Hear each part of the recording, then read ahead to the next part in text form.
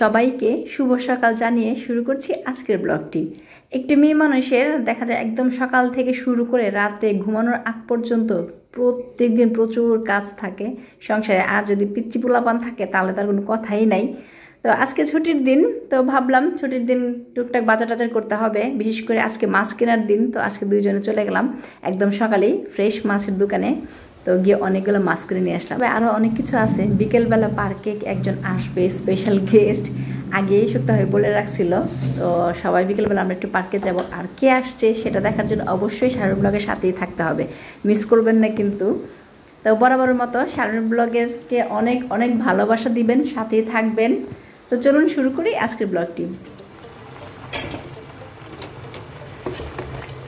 আজকে চিংড়ি মাছ দিয়ে লাউ রান্না করবো, অলরেডি বসায় দিছি।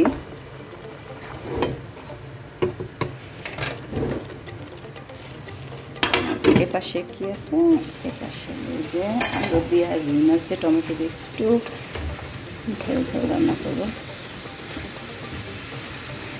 গরমের মধ্যে দেখা যায় বেশি করে টমেটো দিয়ে টকটক রান্না করে খেলে অনেক ভালো লাগে। আর বাচ্চা যে বাসায় আছে তারা তো দেখা যায় আলুটা একটু বেশি পছন্দ করে। একটু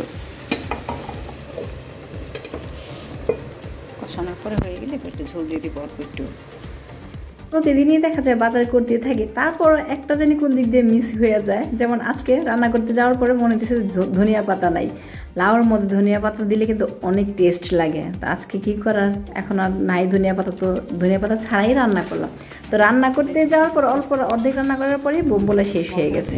এখন চেঞ্জ করতেছি, বোম্বলা শেষ হয়ে গেছে। এখন আর কি করার, চেঞ্জ করতে হবে।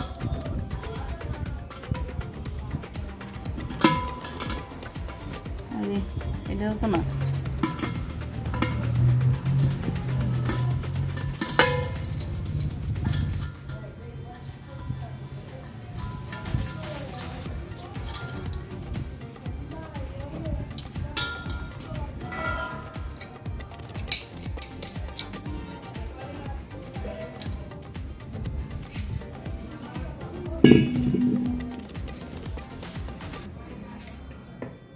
বৃষ্টি হলে এটার মধ্যে পানি জমে মাজা।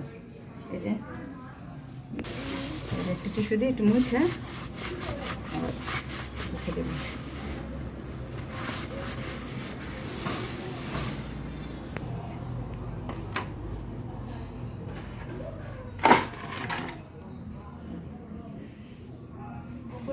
এরকম কালো একটা রাবার দিয়ে দেয় এই যে এখানে লাগানোর জন্য।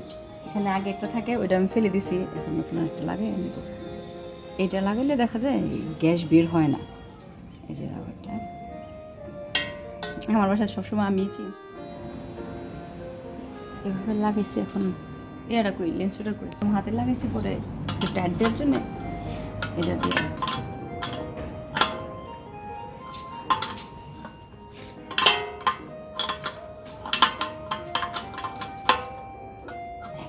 এখন এখানে লেখা আছে ওপেন এবং ক্লোজ, চিহ্ন দিয়ে আছে ইটালিয়ান ভাষায়। তো এই যে আমি ওপেন করব। চলেন এখন কিচেনে যাই দেখি গ্যাস আসছে কিনা।